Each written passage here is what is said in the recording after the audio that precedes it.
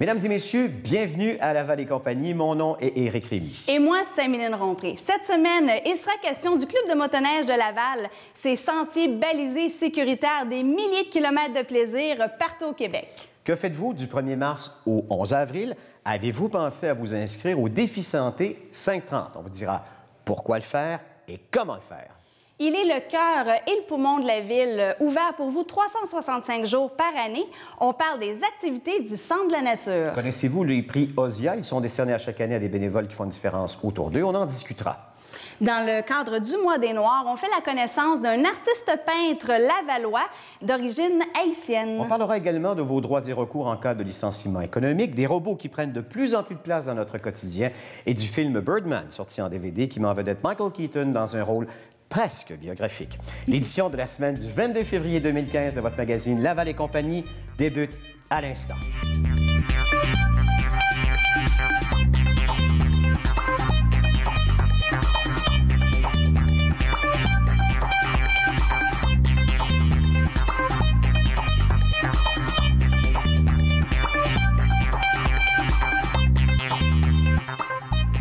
Il est un collaborateur régulier de Laval et compagnie, Ghislain Plourde de l'Écho de Laval. Bonjour, Ghislain. Bonjour, Éric. On parle d'abord d'une famille qui avait été expulsée du Canada et qui revient au pays.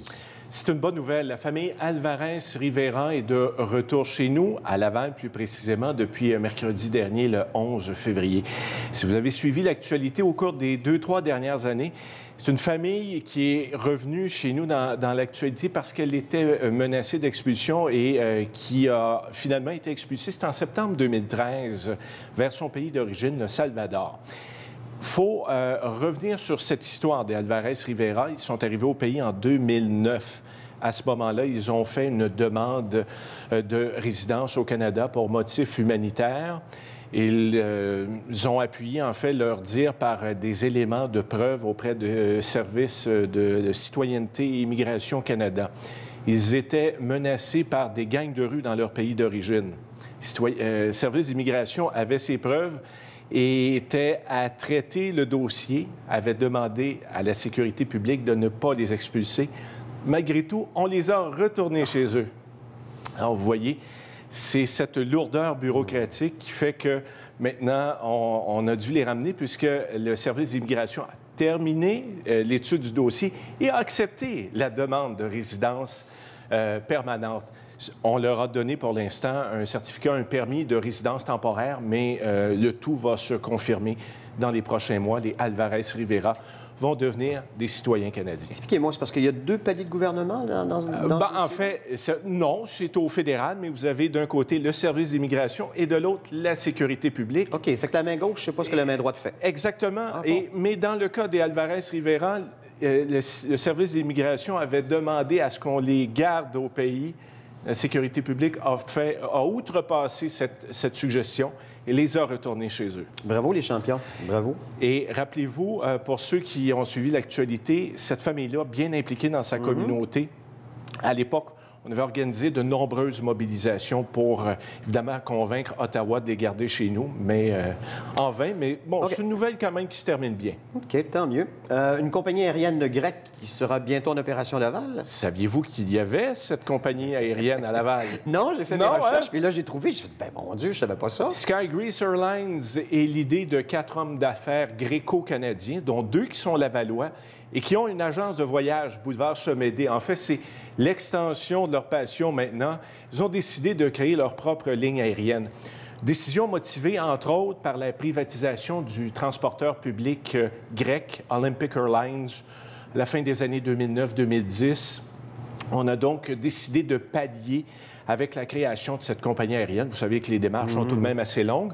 On a obtenu les autorisations nécessaires en Europe l'an dernier. Et il y a de cela quelques semaines à peine pour le Canada. Donc, Sky Greece Airlines, dès le 17 mai, à partir du Canada vers l'Europe, 4 destinations, Athènes et Thessalonique en Grèce. Vous avez Zagreb en Croatie et Budapest en Hongrie. Des liaisons directes. Et c'est ce qui distingue Sky Greece de ses compétiteurs. On va offrir des vols directs et des vols à l'année également pour Athènes, une destination évidemment bien importante pour la diaspora grecque qui est présente dans le Grand Montréal, principalement à Laval, dans le quartier Chaumédé. Bon, ben, bravo à Sky Grace. Et puis, dernière de ces 3 nouvelles, demi-marathon au mois de mai. Oui, c'est pour la grande fête des pompiers. On avait déjà des épreuves de course, le 2, le 5, le 10 km. S'ajoute cette année le demi-marathon, donc le 21 km. Parce que d'habitude, c'est 42,1, c'est ça à peu près, un marathon? Oui, autour de 42 km. Et cette année, on fait le demi-marathon et prévoir probablement l'implantation d'un marathon, puisque lors de la dernière campagne électorale municipale, l'administration, en fait, le parti du maire Demers, ce mouvement lavallois, avait promis de mettre en œuvre les démarches pour l'implantation d'un marathon chez nous. Un marathon de Laval. Oui. OK, on va commencer à moitié, puis éventuellement, on aura le C'est sûr, d'ici les prochaines années. On peut lire, bien sûr, à tous les jours l'actualité lavalloise. Tout à fait, des infos fraîches, puisque votre quotidien web, c'est l'échodelaval.ca. Merci, Ghislain. À la semaine prochaine. Bonne semaine. Bonne semaine.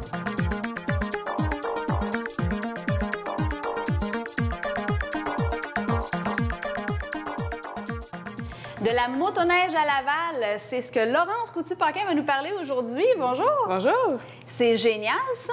C'est génial. Pour les adeptes de motoneige, on peut en faire ici à Laval et sur des sentiers interminables. Donc, un 60 km de motoneige, c'est vraiment le paradis pour les fans de motoneige.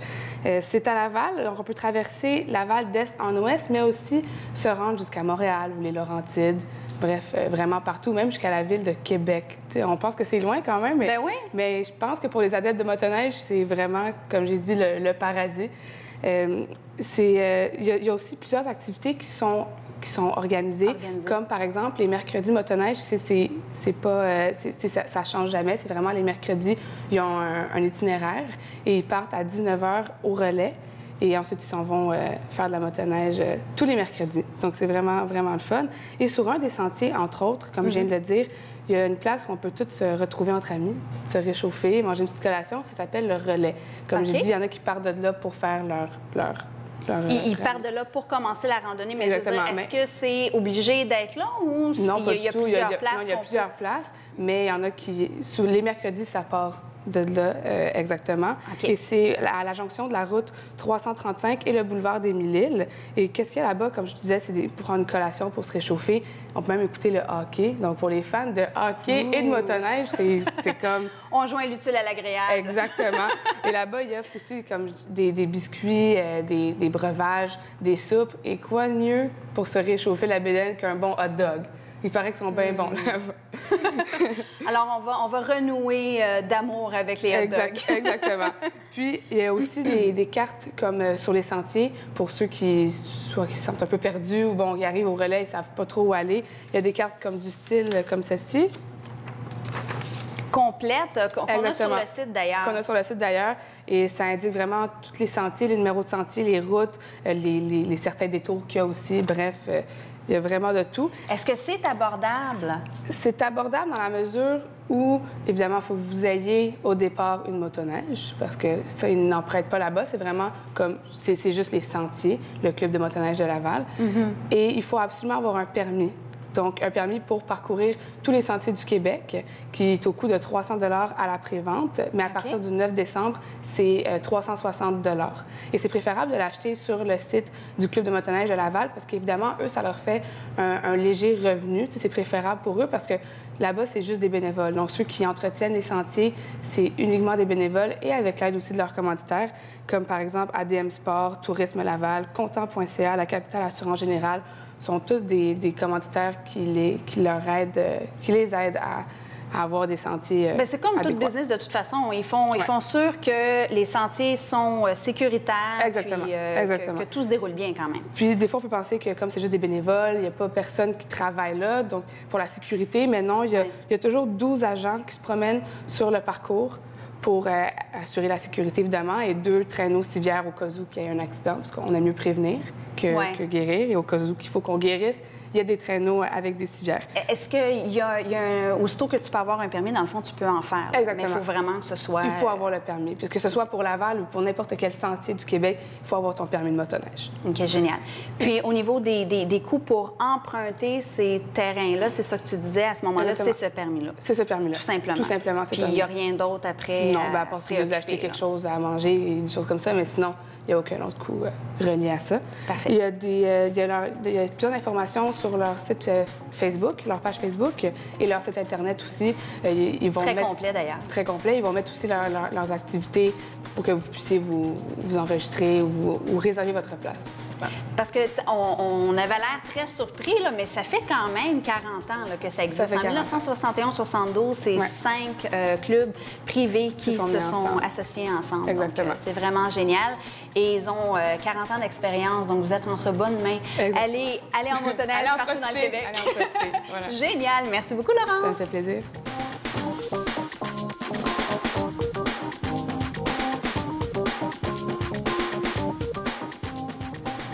Ils les récupèrent, les recyclent et leur donnent une deuxième vie. De quoi je parle? De cartouches d'imprimante. Notre prochain invité est président et fondateur d'André Inc. Il s'agit de André Dagenet. André, bienvenue à Laval et compagnie. Bien, merci de votre visite. Parlez-moi de votre André Inc. Ça existe depuis combien d'années et c'est combien d'employés? André Inc. existe depuis 5 ans à Laval. Actuellement, on emploie 3 employés. Puis votre spécialité, à vous, c'est d'être électrotechnicien? Électrotechnicien, définitivement. En 91, de là a commencé l'expérience des cartouches d'encre, parce que j'avais été demandé en recherche et développement pour les cartouches d'encre. Bon, justement, moi, j'ai l'impression que c'est quand même assez simple, une cartouche d'encre, mais il y a quand même plusieurs composants très, très technologiques là-dedans. Là. C'est définitivement plus compliqué qu'on le pense, parce que aujourd'hui, avec la mondialisation, on peut se retrouver avec toutes sortes de produits, fabriqués un peu n'importe comment. Vous savez, il est plus facile de vendre un prix que de vendre un produit. Puis on se laisse souvent c'est vrai. Tomber dans le piège parce qu'on a l'impression qu'en payant moins cher, on va avoir la même chose. Mais faut changer cette mentalité-là. Là. Vous êtes dans ce milieu-là depuis combien d'années? 94. Donc, ça a dû changer énormément depuis vos débuts, là. Bien, la qualité a changé, le concept a changé, mais le principe reste le même. Donc, la mécanique de base, si on veut, j'appelle ça mécanique, mais c'est pas ça, là. Exactement. La mécanique n'a pas changé parce que c'est le principe d'impression. Donc, on prend de l'encre qu'on transfère sur le papier, ça n'a pas changé. Ça a évolué, mais ça n'a pas changé. Qu'est-ce qui a évolué? C'est surtout la qualité de l'encre, la définition, la précision, la vitesse d'impression. Votre clientèle est-elle d'abord et avant tout des particuliers comme moi ou des entreprises? Quand j'ai commencé André Inc., qu'est-ce que j'ai fait? C'est que j'étais spécialisé que dans l'entreprise. On était situé dans le parc industriel à l'époque. Mais la demande a fait que le particulier voulait venir, voulait acheter mon produit. Donc, il y a 3 ans, on a déménagé sur le boulevard d'Agenais. Donc, plus accessible aux gens. Plus accessible. C'est sûr que notre clientèle est encore majoritairement industrielle et commerciale. Surtout au niveau accord, parce qu'on fait encore beaucoup de recherche et développement pour des produits bien précis. On est entre vous et moi, il n'y a personne qui nous regarde. Pourquoi les cartouches d'encre coûtent si cher, puis les imprimantes pas vraiment? Bien, c'est une stratégie. Aujourd'hui, c'est qu'ils vont sortir beaucoup d'imprimantes très vite pour empêcher... ça prend 1 an à peu près avant qu'on soit capable de fabriquer une cartouche pour une imprimante, le temps que les composantes soient disponibles. 1 an? À peu près 1 an, oui. Puis il y a de l'électronique aujourd'hui dans les cartouches, oui, parce que le monde ne voit pas. Donc, le temps que la partie électronique soit reproduite, ça prend en moyenne 1 an. Donc, vu qu'ils sortent beaucoup d'imprimantes, bien, ça retarde notre processus, nous, de recyclage. Nous, est-ce qu'il y a une façon d'économiser de l'encre? Est-ce qu'il y a des cartouches qui coûtent moins cher? Comment est-ce qu'on fait ça, justement? C'est la partie très compliquée aujourd'hui de savoir quoi acheter. Parce que l'information détaillée n'est pas affichée. On peut avoir 2 produits identiques, un qui va se vendre 100 $, l'autre va se vendre 50 $. Souvent, ça va être un produit importé d'Asie. Une va faire 1000 copies, puis on va vendre celle à 50 $ en disant « elle va faire aussi 1000 copies », mais c'est pas vrai. C'est pas vrai. Fait que si tu fais 400 copies, au lieu d'en faire 1000, puis il faut que tu en achètes 2, puis 2,5, là, tu n'as rien économisé. C'est le manque d'informations qu'on retrouve aujourd'hui, surtout, là. Il y a entre autres le choix de nos polices qui est important si on veut économiser de l'encre. Et j'ai vu, entre autres, sur votre site, Riemann Echo. Oui. Ou Riemann Echo. Oui. Qui est une police avec un vide à l'intérieur des lettres. Donc ça économise beaucoup d'encre. Oui, parce que pratiquement, même, ça peut aller jusqu'à 50 tout dépendant de l'utilisation qu'on en fait. Il ne faut pas oublier que l'œil ne voit pas entre les points. Parce que si on va dans le technique, pour faire une lettre, c'est tous des petits points. Oui. Si on enlève un point entre chaque, ça devient encore lisible, mais on prend la moitié d'encre. Donc, c'est de cette façon-là. Mais ça, peut économiser. Ouais. Exactement. Mais c'est nouveau, cette approche-là. OK. Vous me suggérez quelle imprimante avec quelle cartouche? Actuellement, le marché, si on va dans le laser, parce qu'on a la technologie laser, on a la technologie jet d'encre. Si on va dans le laser, actuellement, Brother est en train de prendre le marché. Mais c'est vrai aujourd'hui. Ça peut changer demain. Ça peut changer demain. Est-ce qu'un jour, il y aura des imprimantes sans encre? C'est drôle parce qu'on s'en va vers ça. Mais je ne vous dirais pas des imprimantes sans encre. Je vous dirais imprimer sans papier. Hein? C'est qu'est-ce qu'on parle bientôt, là. C'est qu'est-ce qu'on commence à voir dans les techniques imprimées sur un média qu'on pourrait réutiliser. OK. Bien, écoutez, il va falloir que vous reveniez à l'émission. Entre-temps, si vous voulez justement aller faire un tour à la boutique de M. André Dagenet, André Inc., andréinc.ca, ou sinon, l'adresse est le 3151 boulevard Dagenet-Fabreville-Laval. On peut aller faire un tour à sa boutique du lundi au vendredi de 8h à 17h30. 450-622-4434. J'ai bien dit ça, André? 622-4434. 4434. Exactement. OK. Merci, André. Bien, merci beaucoup. À la prochaine. À la prochaine.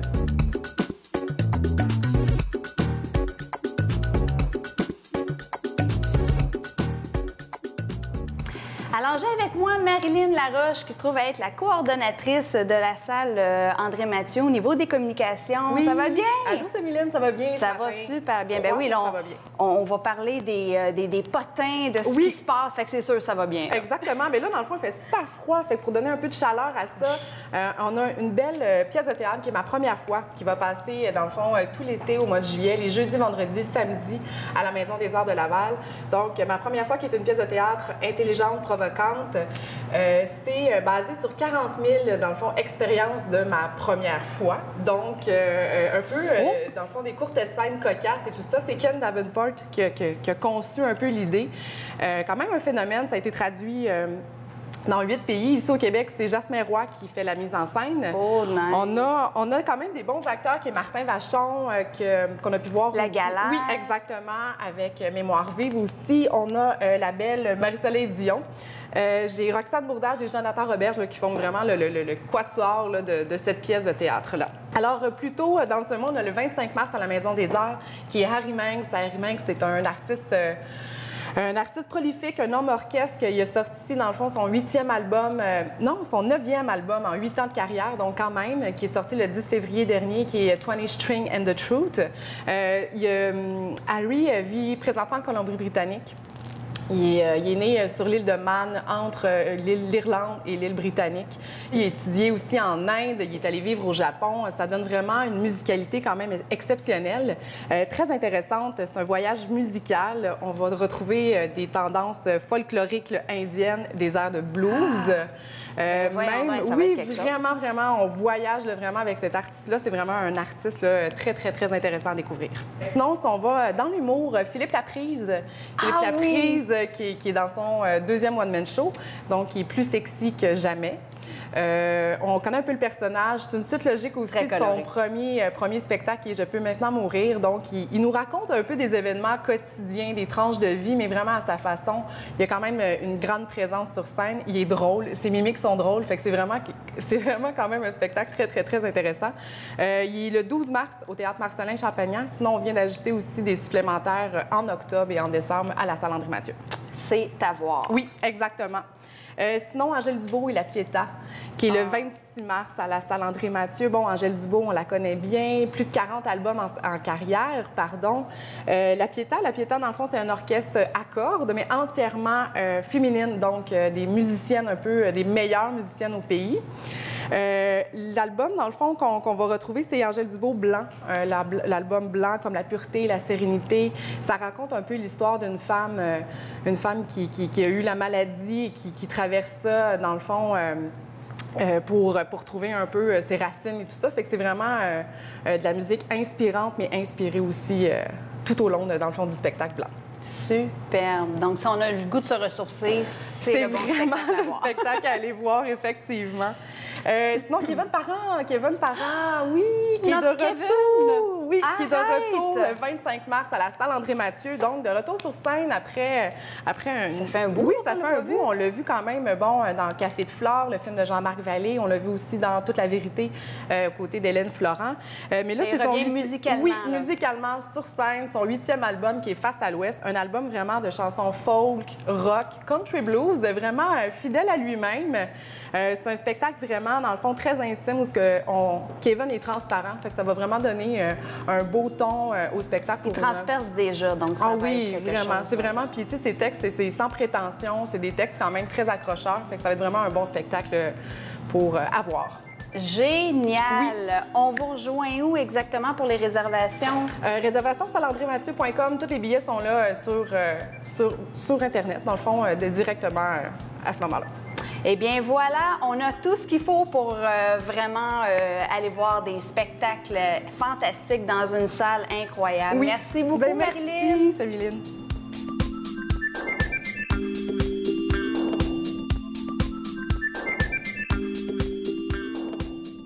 Aujourd'hui, au segment communautaire, on parle de bénévolat. Mais pas seulement de bénévolat, on parle d'une façon de récompenser ces bénévoles-là. On parle du prix OSIA avec Madame Chantal Crépeau. Bonjour. Ça va bien? Oui. Oui, donc merci d'être ici avec nous aujourd'hui. plaisir. Donc, qu'est-ce que ce fameux prix OSIA? Le prix OSIA, ça succède en fin de compte au gala Hommage aux bénévoles. Mais il faut dire que Hommage aux bénévoles existe depuis 1984.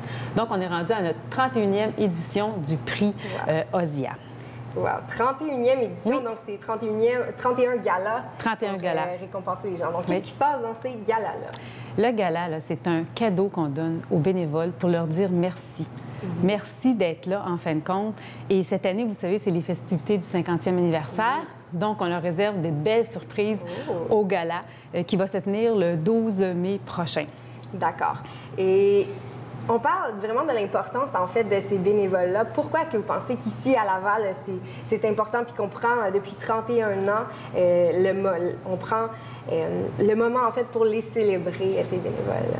Bien, c'est des belles valeurs qu'on a à la Ville de Laval. Puis sans, en fin de compte, nos bénévoles, on ne serait pas grand-chose dans la communauté. Alors, c'est important. On veut soutenir et on veut aussi honorer les organismes lavallois parce qu'il faut dire qu'on a près de 25 000 bénévoles qu'on a à la Ville de Laval, dont qui travaillent avec des organismes communautaires, des organismes culturels, des organismes sportifs. Et c'est 600 organismes qu'on a aussi à la Ville. Ouais. Donc, c'est vraiment important d'honorer nos bénévoles. Oui, parce qu'on veut les garder avec Oui, ces on veut les bénévoles-là. garder, c'est certain, c'est certain. Donc, si moi, j'ai dans mon entourage des gens qui font du bénévolat, qui Oui. sont impliqués, comment est-ce qu'ils peuvent profiter de ce prix-là? OK. Donc, pour s'inscrire, en fin de compte, en tant que... C'est votre organisme. C'est l'organisme, en fin de compte, qui veut présenter un de ses bénévoles. Donc, elle va remplir le formulaire qui va être en ligne aussi. J'imagine que vous allez mettre l'adresse Oui, ici. oui. Bien, en fait, c'est le Oui. événement.laval.ca. Oui. Donc, sous l'onglet prix OSIA, il va pouvoir Oui. aller chercher le formulaire. Excellent, c'est en plein ça. Donc, l'envoyer. La date qui était vraiment importante à retenir, c'est avant le 1er mars. Donc, pour remplir le formulaire. Les critères de sélection, c'est que le bénévole doit être proposé par un organisme reconnu par la Ville. Il faut aussi qu'il ait fait une action bénévole digne de mention à partir du mois de mars 2014 jusqu'au février 2015. C'est important de dire que c'est juste un candidat, en fin de compte, que l'organisme peut soumettre. OK. À part jeunes bénévoles, qu'on peut soumettre 2 personnes. Et comme je vous dis, il faut vraiment soumettre les candidatures avant le 1er mars 2015. Donc, il faut les poster. Si je ne me trompe pas, il faut les poster à l'adresse, en fait, qui est disponible sur le site Internet. Oui, avant au le portail, 1er mars. Donc, sous l'onglet Prix OSIA. oui. Le prix OSIA, donc, moi, j'entends ce nom-là, ça me dit rien. Ça vient d'où? OK. Le prix OSIA, en fin de compte, c'est les artistes qui ont fait le trophée, en fin de compte, Serge Roy et Grégory Schloubert, qui ont fait, en fin de compte, le trophée. Le trophée, qu'est-ce que ça représente? En fin de compte, c'est la main. La main, en fin de compte, qui donne l'action, hein? L'action, la vitalité, le soutien à la flamme créatrice, parce qu'il y a une flamme. La flamme, c'est l'énergie. l'énergie qu'ils nous donnent en fin de compte. Et il y a un mouvement dans la sculpture. Et ce mouvement-là, ça s'élève, qui symbolise en fin de compte la volonté de chacun pour pouvoir s'engager. Donc c'est un très beau symbole. Oui, c'est ça. Et le prix Osias, ça vient en fin de compte du trophée. Là. Oui. Donc en terminant, auriez-vous une anecdote, une histoire de bénévolat à partager avec nous? Et des histoires... je peux vous dire que chaque organisme a son histoire face à ses bénévoles, à ses dévouements de ses bénévoles. Et aussi, on donne toujours une catégorie événements à tous les années. Et les organismes sont très fiers de leurs événements, en fin de compte. Ils sont fiers parce que ils ont de quoi aussi être fiers parce qu'ils font beaucoup d'événements. Mais aussi, quand ils vont chercher leur prix, je peux vous dire que quand ils vont chercher leur prix, ils sont heureux et ils disent souvent, en fin de compte, c'est comme dans leur bon coup, là, ils le mettent comme dans un CV c'est un lien d'appartenance important à la communauté lavalloise. Donc, merci d'être venu ici aujourd'hui. Je rappelle, on va au événement.laval.ca pour le formulaire avant le 1er mars. Oui, certainement. Merci. Bonne journée.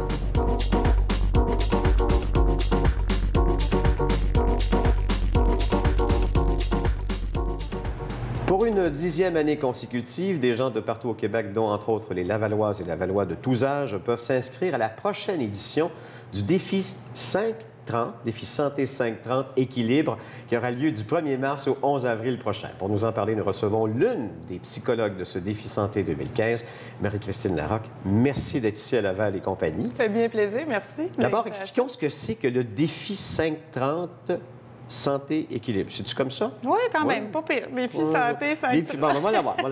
Ah, effectivement. Donc, le défi, c'est une campagne de promotion des saines habitudes de vie. Donc, ça revient à chaque année, comme vous dites. Et donc, ça permet l'atteinte de différents objectifs, comme bouger plus, manger mieux et prendre une pause pour maintenir l'équilibre. Alors, c'est un défi qui est intéressant parce que ça offre un soutien qui est gratuit. Et en plus, bien, il y a l'occasion de gagner différents prix, ce qui n'est pas à négliger non plus. L'an dernier, 450 villes s'est inscrite. Il y a 1112 municipalités à travers le Québec. Est-ce que vous êtes un petit peu plus du 2/3 de ce que vous voudriez avoir? Je sais que cette année, je n'ai pas les dernières données, sauf que c'est peut-être sur le site défisanté.ca. Vous allez avoir l'information, mais je pense qu'on a atteint plus de 500 municipalités cette année. Donc, c'est un très beau succès, effectivement. Le défi santé, c'est 6 semaines. Qu'est-ce que les villes font, entre autres, pour justement promouvoir ce défi santé? Il y a différentes activités. Donc, en s'inscrivant au défi santé, dépendant des régions, donc, il va y avoir la promotion des activités qui vont être faites. Donc, dépendant des objectifs, ça peut être au niveau de l'alimentation, de l'activité physique ou d'une meilleure gestion de stress. Alors, chaque municipalité a ses propres activités. Donc, on peut aller voir directement sur le site pour être informé.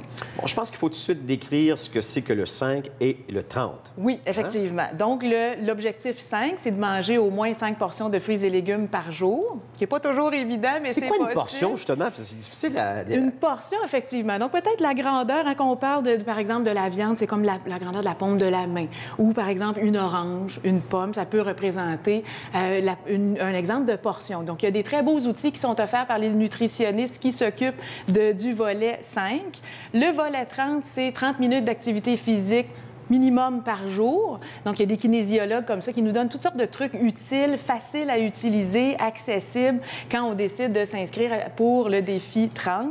Et il y a le dernier volet équilibre qui s'était rajouté en 2010, qui pour moi est intéressant aussi parce que ça vient compléter un peu le côté santé global en prenant une pause pour maintenir notre équilibre. Ça, c'est le dernier objectif. Et là, on parle d'équilibre entre les deux oreilles, dans le fond. Effectivement. Parce que le corps, ça va, mais aussi la tête, c'est important. Et voilà. Je pense qu'aujourd'hui, on parle de 25 des Québécois qui se disent avoir un niveau de stress élevé. Donc, on sait qu'un stress chronique peut aussi avoir des impacts au niveau santé physique. Donc, c'est intéressant et important de prendre soin aussi de notre santé psychologique. Bon, il y a un volet familial dans le défi santé. Oui. Pourquoi est-ce que vous incitez les familles à s'inscrire?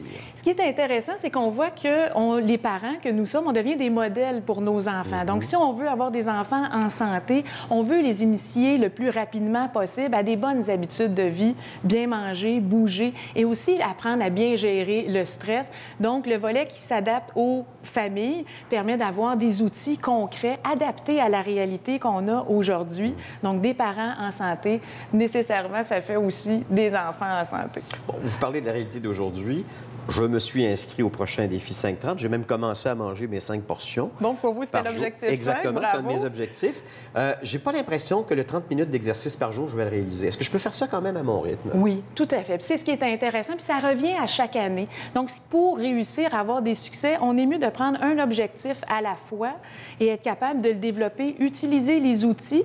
Et le fait que ça soit sur 6 semaines, pas évident ça non plus. Non plus, c'est ça. D'être capable. Donc, ça nous permet de bien goûter les bénéfices, par exemple, de manger dans votre objectif 5 et être capable de pouvoir maintenir au courant de l'année ces nouvelles habitudes-là. Où est-ce que vous étiez là à la première édition? Non, moi, j'étais pas là à la première.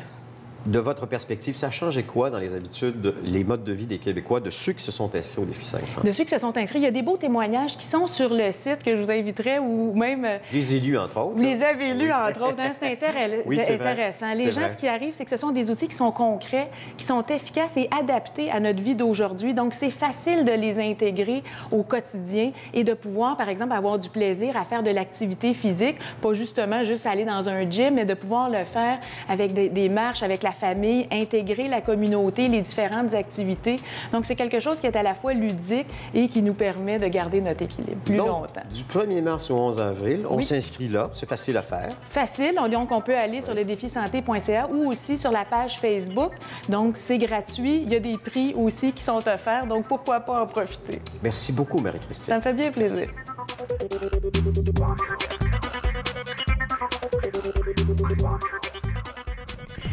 Aujourd'hui, pour le cadre de l'émission des Trouvailles de Laval, on se trouve au Centre de la nature de Laval pour vous présenter toutes les belles activités d'hiver qu'il y a à faire avec vos enfants.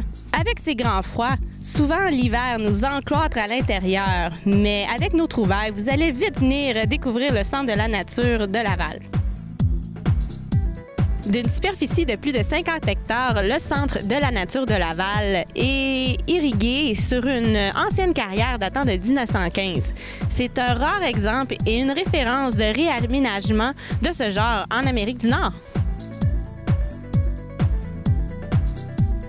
C'est en 1968 que le parc fut inauguré pour y devenir les lieux merveilleux qu'il est aujourd'hui.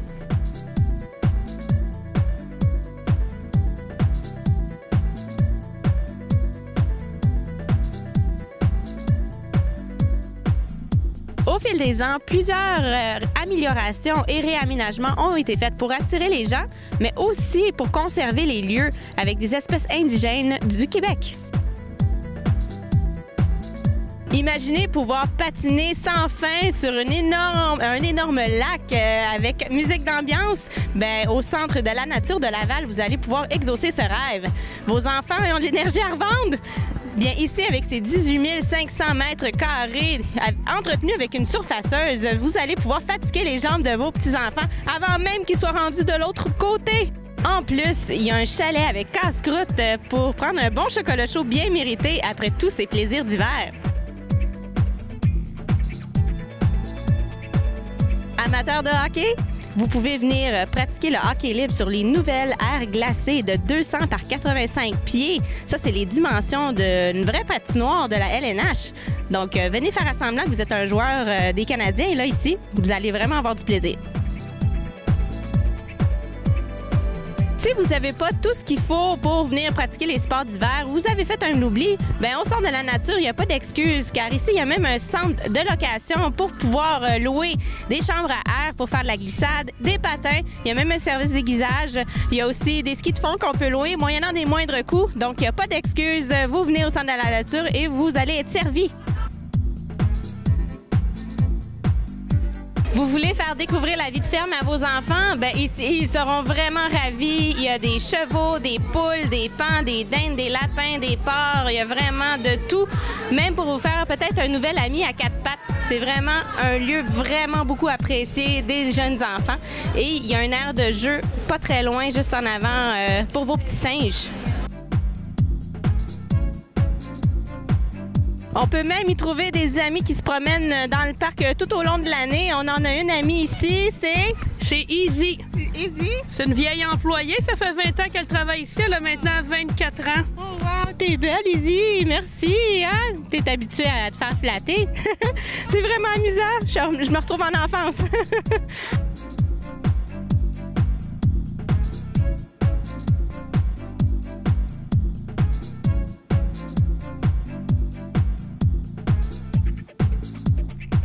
Présentement, on se trouve dans la serre, construite en 1972. Elle sera revue en 90 pour y devenir le lieu luxurieux qu'on connaît aujourd'hui, avec ses plantes tropicales et ses oiseaux exotiques. C'est vraiment comme gagner un voyage dans le sud, venir ici. Il fait chaud. Les enfants, petits ou grands, seront vraiment emportés par les lieux avec une bonne dose d'oxygène et le chant des oiseaux. Enlevez vos manteaux et venez visiter la serre. Au cœur de la ville, un sentier de ski de fond de près de 5 km est entretenu avec soin. C'est l'idéal pour venir y faire une petite randonnée ou pour initier vos enfants.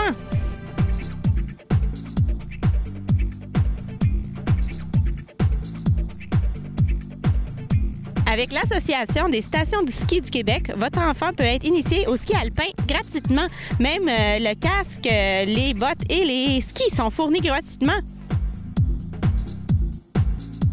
Apportez votre Crazy Carpet et vos luges, car au centre de la nature, il y a 5 grandes pentes enneigées. Le seul problème, ce sera de choisir par laquelle commencer.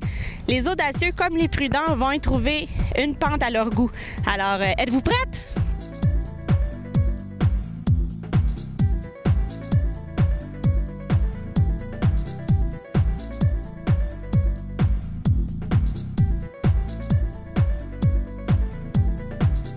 Alors, venez faire un tour au Centre de la nature de Laval. Plaisir garanti.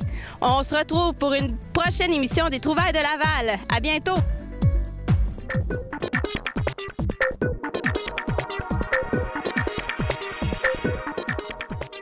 Il est maintenant un habitué de notre émission et il aura lui-même son émission à compter du mois de mars prochain qui aura pour nom Justice citoyenne. C'est notre avocat en résidence, Maître Sylvain Lamarche.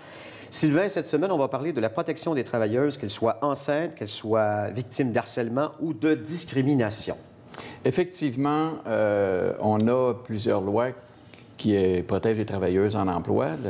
La loi sur les normes du travail ainsi que la Charte des droits et libertés de la personne protègent les travailleuses en emploi. On va parler plus particulièrement des congés de maternité et avec la nouvelle rentrée en vigueur depuis 2006 des congés parentaux et la protection en emploi pour éviter toute discrimination de la travailleuse enceinte et à cause de l'exercice soit de sa grossesse ou soit des congés de maternité ou de congés parentaux qu'elle aurait pris. Vous, dans votre pratique, est-ce que vous voyez souvent ce genre de dossier-là, de discrimination, d'harcèlement ou même parce que des personnes sont enceintes, donc des femmes sont enceintes? Discrimination. Il y a les personnes doivent demeurer vigilants au niveau comme le maintien à l'emploi, au niveau du respect des droits qu'ils ont, même lorsqu'ils sont en congé de maternité. Exemple, donc, partir en congé de maternité et avoir son emploi au retour? Et pas seulement en cours d'emploi. Durant son congé de maternité, il y a des droits qui sont normalement applicables. Et le fait d'être absente n'empêche pas ces droits-là d'être... exemple, on affiche un poste. Est-ce que, parce qu'elle est en congé de maternité, elle a le droit de postuler? Son retour au travail était prévu à telle date, mais son poste a été aboli. On remodifie ses conditions de travail ou une partie de sa tâche. Où on baisse les responsabilités. Donc, on a des protections en vertu de la loi sur les normes du travail qui la protège contre ces pratiques interdites-là. On a aussi les discriminations du fait que, comme elle a maintenant, elle a un enfant, donc elle peut être moins disponible au travail pour assumer quelques autres tâches. Donc, on a aussi là, des lois qui protègent et qui maintiennent les conditions de travail de la travailleuse enceinte comme si elle avait été à l'emploi. S'il y a ces protections-là, j'imagine, c'est parce que les femmes ont été plus souvent discriminées, n'est-ce pas? Bien, c'est quand même des modifications de loi qui datent de plusieurs années déjà et nous devons toujours être vigilants et s'assurer que les modifications et les améliorations des législations qui ont été votées pour la protection des travailleuses enceintes et pour l'avancement des droits des femmes soient toujours surveillées et mises en application. Je suis une femme, j'ai déclaré à mon employeur que j'étais victime d'harcèlement. Ça met la bisbille dans le bureau. Comment je fais pour me protéger, pour toujours être dans ce milieu de travail-là et ne pas être victime justement de discrimination? Il y a bien sûr la disposition sur le harcèlement psychologique prévue à la loi sur les normes du travail et le harcèlement sexuel fait partie d'un motif de discrimination qui est prévu à l'article 10 de la Charte des droits et libertés de la personne. Donc, le harcèlement sexuel constitue une forme d'harcèlement et pour lesquels on peut avoir recours devant la Commission des normes du travail. Est-ce que c'est facile à prouver? Bien sûr, il y a des organismes de support qui existent et des organismes de femmes dont la mission est la défense et la promotion des droits des femmes à l'emploi, qui ont sorti différents manuels et de différents outils de travail pour éclairer les travailleuses là, de cette subtilité-là, finalement, d'harcèlement qui peut exister en milieu d'emploi. Donc, on aura l'occasion, lors de l'émission, d'avoir des organismes de défense de femmes, des représentants d'organismes de défense de femmes qui vont venir nous expliquer comment, finalement, on peut mettre en application ces différents recours. Bon, vous l'avez vu, on n'a qu'effleuré le sujet parce que ça mérite bien sûr plusieurs minutes et d'ailleurs une émission bien entière avec Justice citoyenne. Si vous avez vous-même été victime, vous sentez que ce sujet-là est tout à fait ce que vous avez vécu, vous avez un cas à nous soumettre, vous pouvez envoyer votre courriel justement avec vos questions à justicecitoyenne@tvrl.ca et à travers tous les courriels, on va justement analyser certains cas et justement, ça va probablement vous aider si vous avez été victime en tant que femme, soit parce que vous étiez enceinte, que vous avez vécu de l'harcèlement, que ce soit psychologique ou sexuel. Ou de la discrimination. Ou de la discrimination, exactement. Donc, cette émission Justice citoyenne va être en ondes à compter du mois de mars et toutes les semaines, vous allez avoir votre émission quotidienne, Maître. Merci. Alors, n'oubliez pas, justicecitoyenne@tvrl.ca. On se retrouve la semaine prochaine. Merci. La semaine prochaine.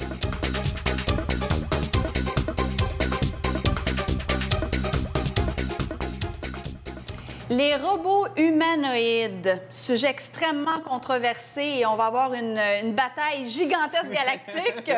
Mesdames et messieurs, Jean-Philippe Leroux nous en parle. Ça va bien? Oui, toi? Oui, ça va super bien. Écoute, ton sujet là, est un sujet que j'adore. Vas-y. Bien, en fait, je voulais commencer tout de suite à brûle pour point pour te demander, toi, dans ton quotidien, si un jour, tu as un robot qui t'accompagne, est-ce que tu serais à l'aise avec ça? Bien, sincèrement, moi, le robot humanoïde, non, je serais pas à l'aise. De par la ressemblance, de par ce qu'il pourrait proposer, qu'est-ce qui te créerait un inconfort là-dedans? Bien, c'est pas autant le robot que c'est qui a derrière le robot qui a fait que ce robot-là puisse, qui l'a programmé, dans le fond. C'est plus ça qui me dérangerait, je te dirais. Mais je pense que ça s'en vient pour bientôt. En tout cas, les Japonais sont très poussés sur le sujet. On veut, d'ici 2020, en proposer sur le marché. Déjà, dans ceux que je vais te parler tantôt, il y en a un qui est dans les écoles pour nous aider et tout. Et la population qui vieillit aussi, et on se demande si on va pouvoir prendre soin de nos aînés à un moment donné. Alors, les robots pourraient venir nous donner un coup de main. C'est certainement à surveiller. Il y a plusieurs compagnies. La population vieillit, mais je veux dire, pas au point de ne pas avoir des jeunes qui peuvent aider les plus vieux. Là. Oui, mais... Il va y avoir une bataille en studio, mesdames et messieurs. Non, ça fait partie des objectifs. Ça fait partie des... Est-ce que ça sera parce que c'est moins coûteux? C'est sûr et certain qu'un robot qui nous ressemble, qui est sophistiqué, va coûter très cher. Alors, pour l'instant, c'est vraiment pas accessible. Mais il y a plusieurs compagnies, même des dizaines et des dizaines de compagnies qui se sont associées entre elles pour nous proposer une centaine de robots sophistiqués d'ici 2020 qui pourraient agir comme majordomes, comme dames de compagnie, qui pourraient nous servir le café. En tout cas, si on se fie aux Japonais, c'est pour bientôt. Mais c'est sûr et certain, les Japonais sont toujours à la fine pointe de la technologie, sont toujours là dans le plan avant. J'ai été sur le site web, j'étais dérangée. Jean-Philippe, j'étais dérangée. Écoute, c'est tellement vrai. Déjà on va au cinéma, on a vu iRobot, tout le monde, là, je suis pas mal sûre. Et le fait, la vérité dans le visage, et ce sont des visages robots, là, on parle même pas que ça a l'air d'un être humain comme toi et moi. Et ça me dérange, ça me perturbe. Je peux même te faire un autre lien avec un film qui va sortir le 6 mars prochain. Ça s'appelle Chappie. Et c'est le même principe, c'est un humanoïde. Et vraiment, là, ça, c'est le dernier film avec des robots qui va sortir. Mais c'est correct, les films. Ah, oui, c'est sûr. J'ai pas de problème avec les films. Mais moi, je te dirais que j'ai hâte. Ma position à moi, je suis vraiment curieux de voir à quel point, dans notre quotidien, un robot pourra nous aider. Dans les trois dont je voulais te parler, là, il y en a un qui s'appelle Pepper, qui est fait par une firme française. Et lui, sa spécialité, c'est d'être en mesure de capter tes émotions et même, lui, d'en dégager. Alors, tu rentres à la maison, ça ne va pas du tout. Il va être en mesure peut-être de te donner le sourire, de faire jouer ta chanson préférée, de tenter de changer les idées. Moi, c'est quelque chose qui me plairait, en tout cas. Oh, mon Dieu, non, moi, je vais rester avec mon Facebook. Les amis, non. C'est pas quelque chose que je fais, mais de voir un robot remplacer un être humain, non, ça fonctionne pas. Remplacer, je pense pas que c'est demain la veille, mais puisque tu parles de ça, et je le sais que tu es au courant, il y a également, là, au Japon, on veut faire des Olympiades en 2020. En 2020, bien oui. Bon, on va en avoir des Olympiques pour nous, mais en faire aussi pour les robots. Moi, je trouve que c'est rapide, par contre, là, c'est pas pour dénigrer leur talent, mais d'ici 2020, c'est dans 5 ans. C'est dans 5 ans. Je sais pas ce que ça va donner. Dans les robots pour nous accompagner dans le quotidien, il y a un sondage qui a été démontré que plus ils nous ressemblent, plus on est confortable avec eux et on les crée pour pas qu'il y ait une face à nous faire peur non plus. Ça a l'air tout mignon, tout cute. Il y en a un qui s'appelle Nao, c'est le plus petit, il fait 58 cm. Et lui, là, il est déjà dans 70 pays, dans certaines écoles pour nous aider à apprendre. Lui, on veut qu'il devienne un compagnon de la maison. Il va pouvoir surveiller notre demeure quand on ne sera pas là. Les applications qu'on a sur notre cellulaire, on va pouvoir faire certaines applications pour le robot aussi. Ça va devenir l'ami de ton enfant. Ça peut peut-être aussi remplacer un animal de compagnie. Certains ont ça au Japon, des petits chiens en robot, et on les préfère à de vrais chiens et ont une durée de vie indéterminée. C'est assez spécial de penser à tout ça. C'est pas mal personnel, mais moi, j'aime mieux le sang chaud, la compagnie de sang chaud que des robots.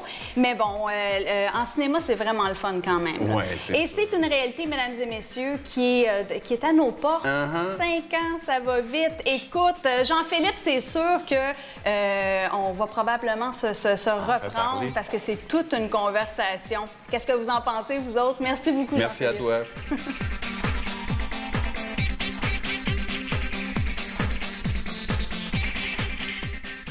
Mon nom est Jean-Jacques Lapierre et à l'occasion du mois de l'histoire des Noirs, j'ai le plaisir d'accueillir un membre de la communauté haïtienne, M. Joffer Michel. Monsieur Michel, ça fait plaisir de vous accueillir. Bonjour, M. Lapierre. C'est pour moi aussi un plaisir d'être avec vous à la TVRL. OK. Alors, le mois de l'histoire des Noirs pour un Lavallois, ça représente quoi? Eh bien, M. Lapierre, il y a un vieil adage qui dit que quelqu'un qui n'a pas d'histoire ne peut pas être un bon citoyen. Absolument pas. Vous comprenez? Donc, pour nous, le mois de l'histoire des Noirs, c'est permettre aux jeunes de la communauté noire, surtout les jeunes Lavallois, de connaître l'histoire de cette communauté. De cette communauté, non seulement au Canada, mais partout ailleurs. Parce que c'est une histoire qu'on a tendance à cacher aux jeunes. Et fait que, vous savez, quand on parle d'histoire, on parle d'identité aussi. Donc, l'identité noire, il y a beaucoup de jeunes, que ce soit des jeunes noirs ou bien des jeunes d'autre origine, le fait qu'il n'y a pas de cloison entre les jeunes, ce que vous devez savoir, c'est que nous, on pense que le mois d'histoire des Noirs va servir à tout un chacun, quelle que soit leur origine ethnique. Alors, pour savoir où on va, il faut savoir d'où on vient. Il faut savoir où on va, d'où on vient. OK. Yeah. Est-ce que les Noirs ici, à Laval, dans l'histoire des Noirs, on m'a dit qu'il y avait eu des esclaves aussi, hein? Oui, j'ai entendu pas mal parce que j'ai suivi une conférence au Collège Montmorency une fois. Je me rappelle que le gars disait que dans sa famille, il y avait des esclaves. Ah oui. Des esclaves. C'est-à-dire qu'au Canada, hein, on ne peut pas dire qu'on n'avait pas d'esclaves. Et on doit savoir aussi que les Noirs font partie de l'histoire du Canada. Oui. Du Canada depuis plus de 3 siècles. Oui. Depuis plus de 3 siècles, les Noirs font partie de l'histoire du Canada. Donc, nous comprenons bien que ce n'est pas simplement parler de l'esclavage, mais parler aussi des contributions. Hein? La contribution de la communauté noire au développement du Québec et du Canada. Formidable. Ça, c'est très important. Mais la communauté haïtienne, est-ce qu'elle est nombreuse ici à Laval? Oui, je pense, parce que moi, je suis arrivé ici en 2000 et je pense que, d'après les statistiques que j'avais, on était plus de 7000 à Laval. Mais maintenant, je crois qu'on est à une vingtaine de mille. Oui, je crois, avoir vu qu'on était près de 25 000 même. De 25 000, bon, oui, c'est beaucoup parce que le déplacement ne se fait pas du pays d'origine à Laval, parce qu'il y en a des générations qui ont habité Montréal et qui tendent à immigrer vers Laval. Donc, c'est pourquoi vous avez cette expansion le plus ici à Laval. Maintenant, la communauté haïtienne, est-ce qu'elle est très active ici? Est-ce qu'il y a beaucoup d'activités pour votre communauté? Je dois vous dire que c'est une communauté très active. Par le fait que c'est une communauté, je regarde dans les quartiers, Saint-François, Laval-des-Rapides, Bonvieux, etc. C'est vrai, il n'y a pas d'entreprise de la communauté noire, assez d'entreprises pour embaucher tous les membres de la communauté noire. Et c'est pourquoi je pense, par exemple, si on regarde Saint-François, beaucoup de gens vont à Montréal pour aller travailler. Absolument. Donc, il n'y a pas assez d'infrastructures, des industries qui pouvant absorber cette communauté. Mais c'est une communauté, je dois vous dire, si par exemple on demande à n'importe Canadien, Québécois d'origine, combien d'argent vous envoyez dans votre région pour votre famille? Ils vont dire, moi, je n'ai pas d'argent pour envoyer dans ma famille. Mais chaque membre de la communauté a presque des membres de famille qu'ils supportent dans leur pays d'origine. Maintenant, sur le plan culturel, je crois que vous avez beaucoup d'activités. Par exemple, vous avez beaucoup d'artistes ici à Laval qui font de la peinture, par exemple. Oh oui, il y a beaucoup de membres de la communauté qui aiment la peinture et qui le font, soit par distraction, soit par ils ont leur retraite. Donc, ils disent, je ne peux rester sans rien faire, me vaut aller. Par exemple, si je prends l'exemple des artistes de réminiscence, dont le président, c'est Alix Ray. Donc, M. Alix Ray, je pense que il y a un bon nombre de compatriotes qui s'associent, qui vont directement dans ces ateliers-là pour faire de la peinture. Et toute autre chose aussi. Hein? Oui. Donc, ce n'est pas juste la peinture, ils se rassemblent pour jaser, donner des blagues, etc. Donc, je pense qu'à travers la peinture, ils se rencontrent. Il nous resterait peu de temps. Le docteur Alix Ray a été couronné d'un titre dernièrement. Oui, je sais qu'il a signé le livre du mois de l'histoire des Noirs et dans le calendrier. Donc, vous pouvez voir, je veux vous présenter le calendrier du mois de l'histoire des Noirs et que vous avez là. Et, cette année, le thème, c'est « Défends vos convictions ». Défends tes convictions. Donc, c'est bon pour les jeunes qu'ils aient des convictions. Parce que moi, je suis représentant, je coordonne l'organisme communautaire Le Combit de Laval. Et je dois vous dire, je rencontre des jeunes. Des convictions, il y en a beaucoup qui n'ont pas de convictions. C'est-à-dire qui sont un peu branlants dans leur pensée, dans leur façon de voir des choses. Monsieur Michel, merci beaucoup. Et merci je vous salue, aussi à vous, monsieur Lapierre.